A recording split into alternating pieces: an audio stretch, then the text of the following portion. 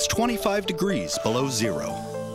But on this frozen lake on Will Steger's homestead, it's perfect weather for ice cutting. 40 years ago, living up here, we didn't have a lot of money, and we couldn't afford to buy propane, so we used ice. We use that ice from June right until the winter comes back in November. That's free refrigeration. You're not putting any carbon in the air. Will Steger knows all about ice. He's traveled the polar regions for decades, and now he's dedicated his life to fighting the effects of climate change. People believe in the dream, and so you see it out here today. I mean, people are out here working in 25 below zero, cutting ice. He somehow manages to find people who are just absolutely amazing. My dream is to develop a community of people, an extended community. Then when you start taking action and connecting, that's where the solutions lie. This is a very important expedition that we're embarking upon. We have 4 of us from down in Minnesota here. There's Abby and Elizabeth are the educators. John Stetson's been with me for 20 years running dogs and expeditions myself. And then we have 3 Inuit hunters from the far north.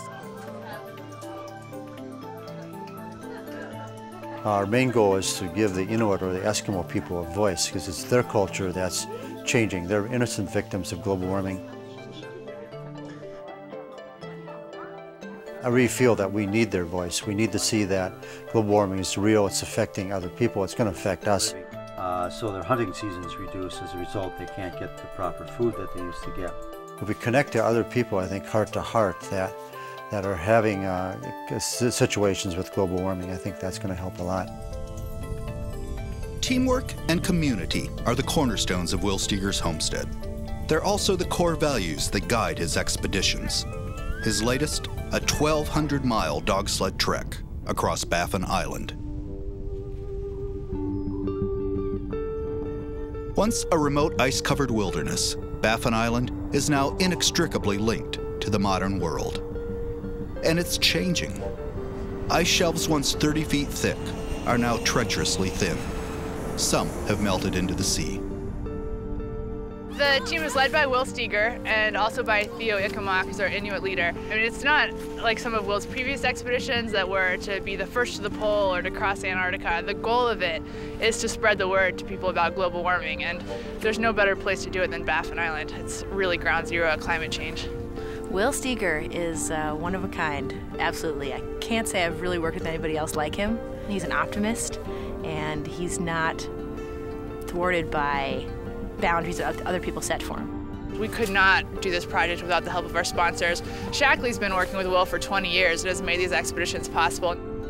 I believe that businesses have a huge moral obligation to lead the way with global warming, and I think we're seeing that. And I think Shackley is a great example of that. Shackley is on board 100%. They've done an incredible amount of work on our education. My name is Abby, and this is Elizabeth. And we are the 2 education members on the expedition. So our job every day is to send back stories from the trail. The goal of the expedition is to talk to the people who live up here, to talk to elders and young people like yourselves and hunters, and ask them, what types of changes have you seen in the climate? Can we scare a flipper out like a rah? Yeah, right. These girls can throat sing. Will you do it? Do you want to try?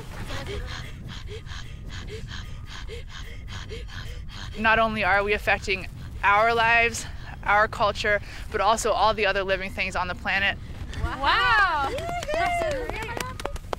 The climate is changing more rapidly and more dramatically here than anywhere else, and it's partly to do with it being in the Arctic. The Arctic as a whole is warming, but also the way that the air currents and the water currents go around Baffin Island. The sea ice of Baffin Island continues to melt, and along with it, a rich culture that has survived for thousands of years may be vanishing. In my hometown area near Pannertu, hunters are not able to get out because of the changes that have been happening over the last 9 years, the ice conditions. And we've had people tragically die because of those conditions. And those are our expert hunters. When it comes time for the ice to form, it gets overcast like this. So therefore the ice is not forming either from the cold or from the insulation. So it's a two-way process where the ice is not forming. If you look at our culture, it has been practiced for the last 6,000 years.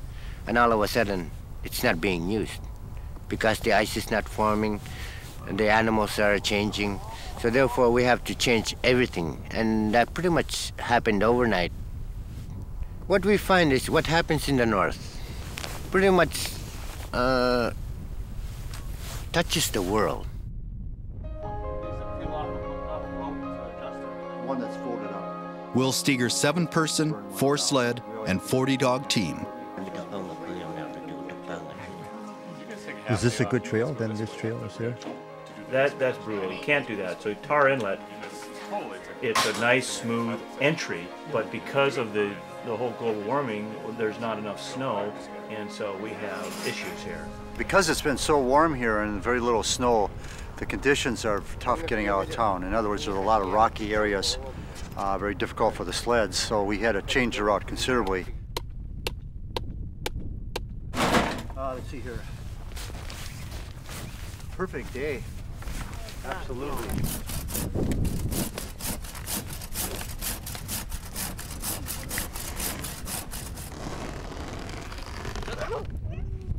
Under clear skies and facing a bitter west wind, the Steger expedition begins its historic 4-month trek to some of the most remote Inuit villages on Earth.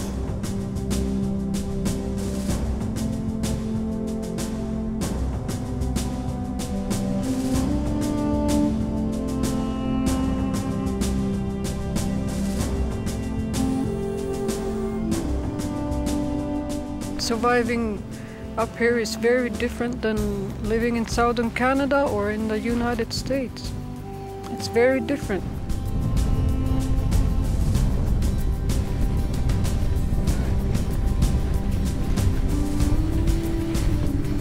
We might not even be able to turn it back, but if we can stabilize it, if we can make sure that the winters are here every year, then that's something big that we have done.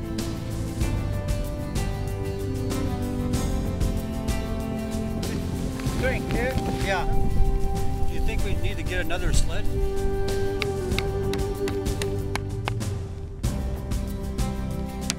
So therefore, if you change, let's say, your light bulb, use less energy, then you're already helping.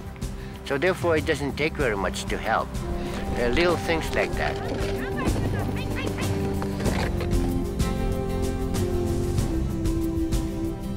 I don't have the answer, but it's up to you guys to make that change.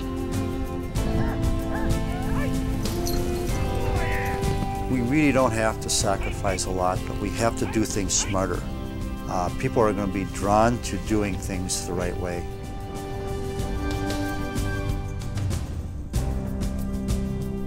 But we've got to adapt. There's going to be some major changes coming, but people can evolve, and we will still have better years to come.